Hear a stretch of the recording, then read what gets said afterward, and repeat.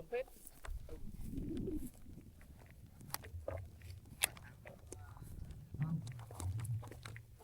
Áo nó hết vụ từ mùa nào đỏ lo mới hả? Có tàu đấy. Om chả có tao. Nãy mình tưởng táo thì nó ngon, địt vẹ sờ vào nhũ nhèo. Nó là tao khổ chứ cái gì. Nắng. Ôi.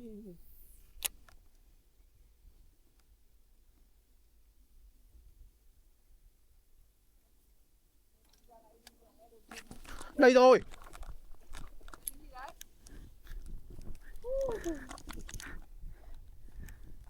Mày đã không mó.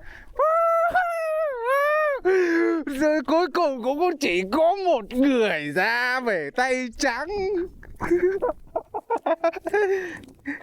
Thế nhở? Mày gặp một anh vào trong kia.